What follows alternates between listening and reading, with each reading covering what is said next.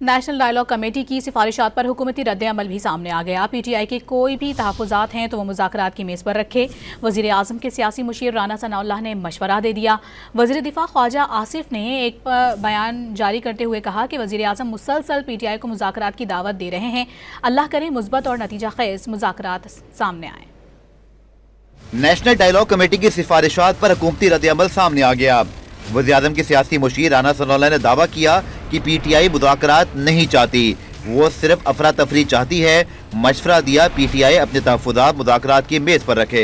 वज़ीर-ए-आज़म ने उनको इतनी बार कहा है कि आए बैठे गुफ्तगू करें, तो ये बातें वहाँ भी हो सकती है ना कि जी हमें पहले ये कर दें, उसके बाद ये कर दें, या फिर हम इस तरह से आगे बढ़ेंगे। ये सारी चीज़ें जो है जब आप बैठते हैं, जब सियासतदान बैठते हैं तो वो चीज़ें जो है वो रिजॉल्व होती हैं। तो इसलिए उनका जो है वो कभी किसी बहाने से कभी किसी बहाने से जो है वो बात को जो है वो इधर उधर करना जो है ये उनकी एक तयशुदा पॉलिसी है।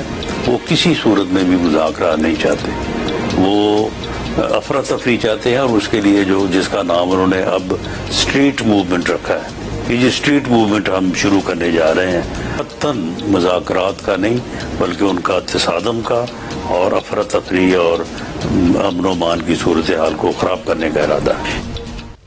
वज़ीर दिफा ख्वाजा आसिफ ने कहा कि पीटीआई लीडर के सियासी डीएनए में मुज़ाकरात की गुंजाइश नहीं।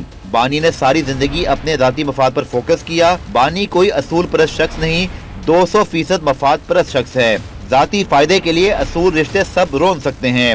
मुज़ाकरात कुछ लो और कुछ दो की बुनियाद पर किए जाते हैं। वज़ीर दिफा ख्वाजा आसिफ ने समाजी राब्ते की वेबसाइट पर अपने पैगाम में कहा कि वज़ीर-ए-आज़म तवातुर के साथ पीटीआई को मुज़ाकरात की दावत दे रहे हैं। अल्लाह करे मुस्बत और नतीजा खेज मुज़ाकरात हो सकें।